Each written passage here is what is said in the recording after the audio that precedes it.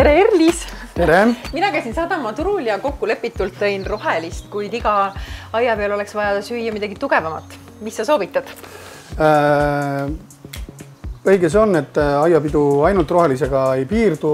Tuleb valida kindlasti sinna sobivad lisandid. Kindlasti ei ole see raketiteadus või ei ole vaja keemikaharidust selleks, et kogu see aiapidu õnnestuks. Tuleb leida lihtsalt õiged toorained, mida omavahel hästi kokku sobitada ja võib-olla natukene teise nurga alt serveerida ja õnnestunud aiapidu ongi välja tulnud. Mis sa soovitad? Meil on täna siin natukene kergemat, natukene raskemat tüdrukutele, kes võib-olla enne jaanipäeva veel üritavad oma vormi hoida, on kergemat sorti kalatooted. Samuti on meil siin olemas grillliha, tzatziki toorvorstikesed, samuti tomatigrillvorst, mis lastele väga meeldib, ja turbogrillribi, mis valmib grillil 6 minutiga ja peale mida kõik aplodeerivad ja kiidavad grillmeistrit. Nii et järjest ma hakkangi siit grilli peale siis neid tooteid panema. Ja nii nagu nad meil siin järgimööda ära küpsevad, siis vastavalt sellele saame ka lisandeid juurde teha. Meil on õllesõbra grillliha, siis sinna kõrval oleme ka teinud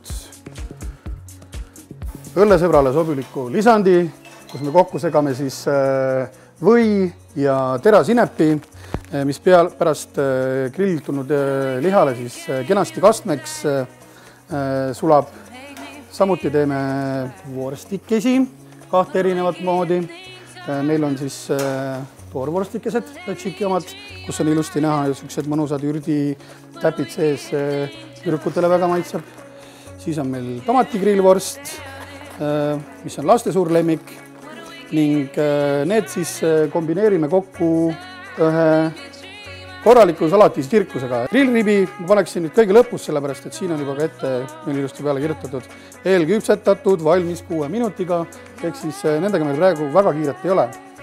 Kalatooted jooksvalt ka paneme kokku täna hoopis teisel kujul, kõik vanad tuttavad maitsed, aga uus lähenemine. Teeme heeringafileest, teeme spagetid, räimefileele paneme kõrvale mustaleiva ja Caesari kastmest kokku segatud lume, mille ma siis sügavkülmas kenasti valmis teen, ja rollmops juustuga, mis on hästi kena toode, kus siis heeringafilee sees on niisugune juustutükike, selle laseme ka veel grillilt üle, et see juust siis natukene sulama hakkab ja saab siis natukene niisugust grillimekki ka nendele juurde panna. Erlis, ma usun, et selle kuuma grilli juures on vaja väikest ja maitsvat vett. Kui on grill, siis on seal tuld, siis on seal suitsu, nii et seda vett saab tegelikult kasutada 2 moel, eks ole. Kõigepealt, et kuuma päikesest janu kustutada ja teiseks on võimalik ka siis suurema leegi puhul natukene seda tuld summutada. Ehk siis kõige paremini sobib see joomiseks. Ja, ma käin ära ja tulen suurde tagasi.